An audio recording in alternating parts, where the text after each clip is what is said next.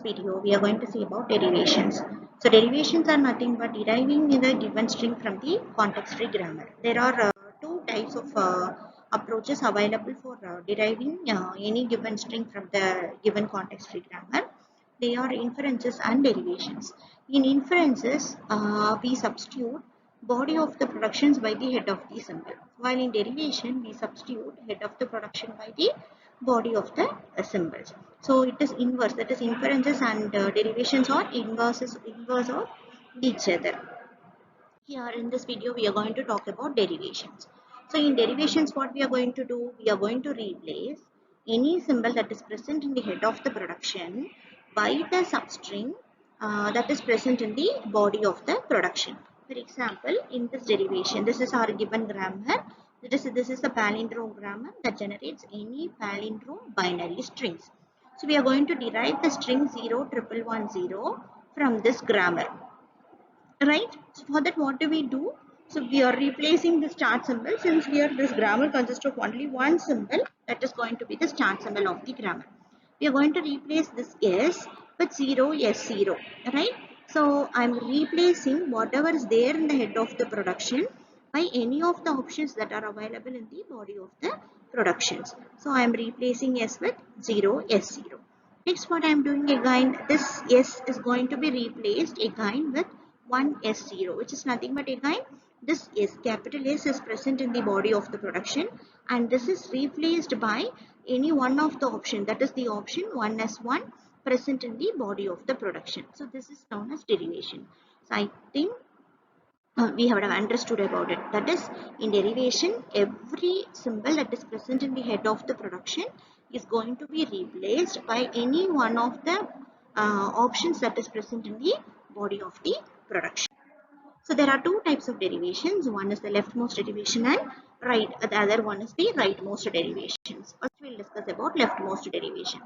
So deriving the strings by always replacing the leftmost symbol is known as the leftmost derivations. Right?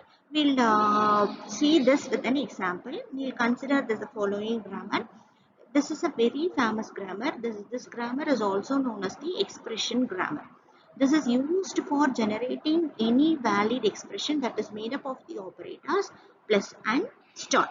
Okay, given a grammar, we are going to derive the string parenthesized a plus b0 from the above grammar. Okay, so now there are two different types of variables present in this grammar.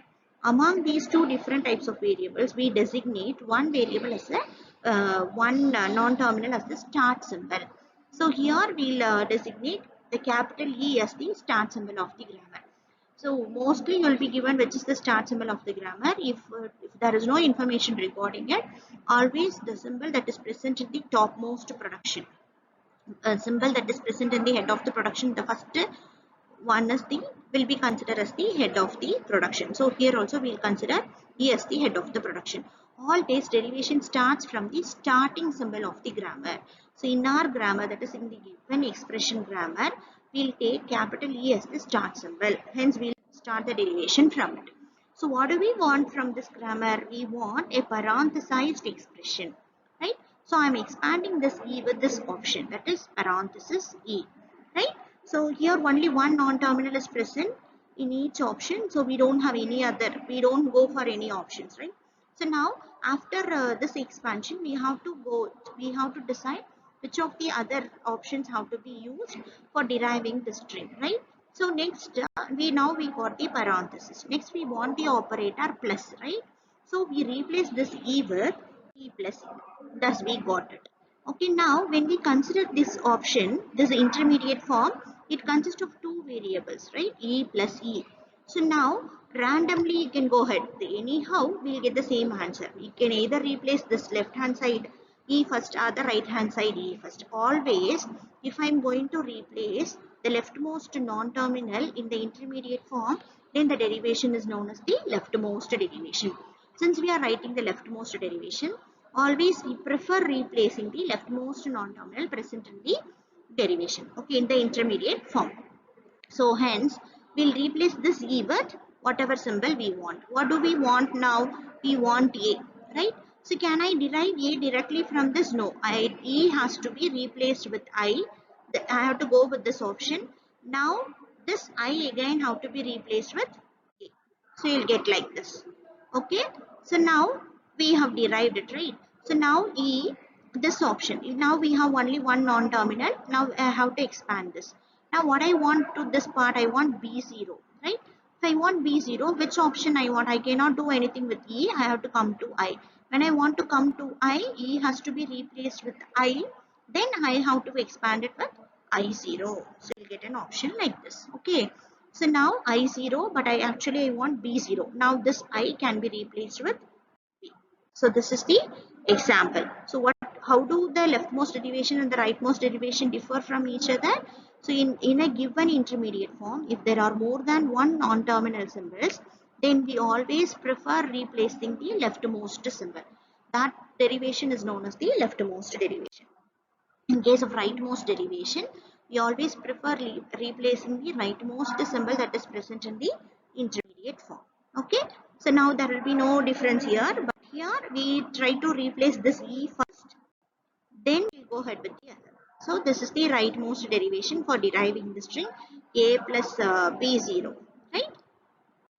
So now given a grammar, we know how to derive a string from it. Okay, so we know what is the language. Language is nothing but a collection of strings. So in case of a grammar, I can say that a particular string belongs to the language of the given grammar if I am able to derive that string from the grammar. Okay, and notation wise I will represent this grammar like this. That is, language of grammar is nothing but W, which is the string that is made up of the terminal symbols. I can include the string W in the language of the grammar G only if this condition gets satisfied. What is the condition? Starting from the starting symbol, we try to derive the string W. If I am able to derive the string W from the starting symbol, and using the remaining productions, then I can say that W belongs to the language of the grammar. The language recognized by context free grammar is known as context free language.